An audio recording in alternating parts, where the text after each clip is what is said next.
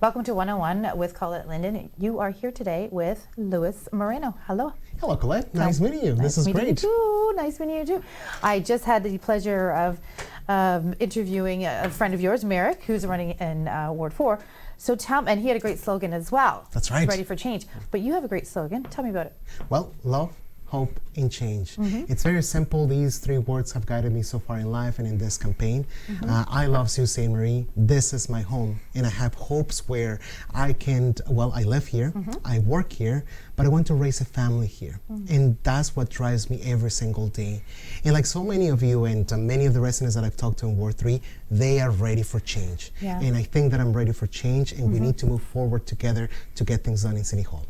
Excellent. So tell me a little bit about you. Now, you have some literature here in front of me. Yes. So you have some serious action on speeding. Let's talk about that. Well, throughout the course of the campaign, and let me just say something. Before actually putting my papers and going through the nomination process of running for office, I talked to many residents, and they've encouraged me to run for public office because they want change, they want better. They believe that I could bring positive politics into City Hall, and I want to build on that. So when we talk about the platforms that I'm putting in place, it's because I talk to many residents about them. They believe that, for instance, and this is one of my biggest proposals, and I thank you for the opportunity to bring this forward. I want to introduce 30 kilometers per hour in all residential areas across the city. I think that is a very important point, and I've talked to many residents about it. We need to make our streets safer, and that is exactly what I'm planning on doing if elected to City Council. Okay, actually, I know that several other municipalities in Ontario have dropped their, I think Waterloo may have been one of them. 30 kilometers. Yes. Toronto has it at 30, some of them have it at 40.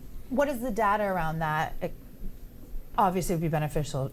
Slower speeds are clearly beneficial now, but you know, checking people to make sure they're going that speed. I live on Farewell Terrace, and from going from Wallace Terrace to Second Line, it's a free for all. It's like no stop signs at all. You know, let's go as fast as we can. How do you monitor that when our policing is what it is?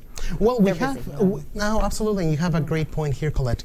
We have to make these streets safer by design. So, for instance, we have some streets that are very, very wide. The wider they are, the faster cars will go. And that is something that we need to prevent. So if we're going to design these streets, there are no sidewalks in some streets, in some residential areas. They're very wide. So what do I propose to do? And I've talked to many people on People's Road, from People's Road to Manitou Park, from McNabb all the way to Hiawatha. If we design streets by design, right, and we want to make them safer, we don't make them wider, we make them narrower. For instance, People's Road, we make it a two-way street. Right now there's 2 lanes going up, 2 lanes not going down. If we make it by design and create a middle turning lane, right, first of all, traffic will go faster, right? We will prevent congestion. Cars will not go above 50 kilometers per hour. And you bring an excellent point as well. On People's Road, there's no speeding signs, right? We need to have signs. How people are expected to know how fast can they go if there is no speeding sign. So those are one of my proposals that I'm planning on bringing forward to council. And I know about urban design a little bit for infrastructure needs, and we were discussing Copenhagen and their zero tolerance for accidents on the roads and other countries around the world. So excellent idea. I know it's been in the hands of the ministry for a while, so good luck with that. Thank you. That's a good one. So what else are you running with? Well, I think it's very important, and I don't think, sorry, Colette, it's not about luck. I think it's about working together and moving forward together. And this is why I've talked to so many residents across the ward, across the city as well. Over the past few months, I've attended more than 33 events. And why do I do that? I do that because I want to engage with our community. I want to hear from them. I want to listen to their concerns. I can't develop a platform by sitting behind a desk and doing research. I need to talk to the residents about this. I need to listen to them, and I need to work with the rest of council, with future candidates, as you mentioned, my friends. You mentioned other candidates running in different wards, but we need to work together. The council, the mayor, our members of parliament, provincially and federally. We can't get things done if we don't work together. No, it's a trickle-down effect for sure for all 3 levels of government. Funding is a big deal. Infrastructure needs are infrastructure housing and affordable housing, that has to come at the federal level, drop down to the provincial right. level, and then it comes down to municipal. Municipal government cannot be held responsible for all that on their own. Just I completely not in agree. the budget. That is a great point, and I think we need a stronger representation in City Hall. I don't want to be a part-time City Council. I want to be a full-time City Councilor, and I want to represent the people in Ward 3, and obviously I will have a vote in City Council, and I want to represent all citizens. So I believe that with stronger representation, we can get things done, and I plan on doing that with working along with other City Councilors, the mayor, and most importantly, I want to be that voice for them. I can feel your enthusiasm sitting beside me, so I'm not going to say I wish you luck, because there we go.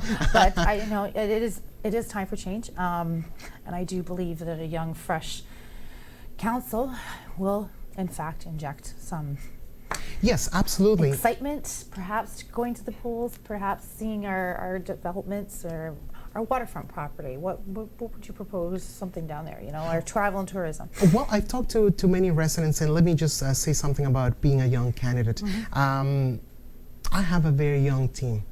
When people say young people are not involved in politics, I personally don't believe in that. Yeah. This generation it's the most engaged generation we've had. We had many tools such as social media that drives us. They are engaged. That's And the true. matter of fact here is, how do we get them to the polls? They need to be interested in topics such as serious action and speeding. They can go outside if it's not safe, No, they right? can't. They can go to a boardwalk and have fun and enjoy time with their friends if That's it's right. not safe. Yeah. If there is no attraction that can lead them to downtown or to the waterfront, then what is there for them to stay here in the Sault? Yes. We need to make things that we have in the Sault more attractive for them, so that they can stay, so that they can study. They can pick Algoma University or Sault College as their great. education institutions. And our government, our local government, when we see big infrastructure coming in, big projects coming in, we have to work with them to make sure that there are jobs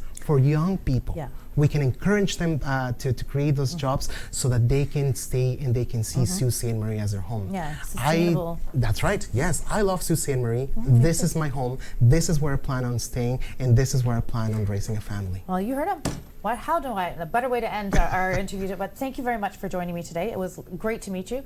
We will be following you on your campaign, and we hope you, if you need to reach out to us, how to get a hold of you? Well, you can get a hold of me by visiting my website at louismoreno.ca. So that's www.louismoreno.ca. You can reach me by text, social media, and I will be knocking on your doors. So we have less than 2 months to go, and I hope I can count on your vote on October 24th. Thank you. Excellent. Thank you again, Liz. That's all the time we have for today on 101 with Colette Linden. Have a great day.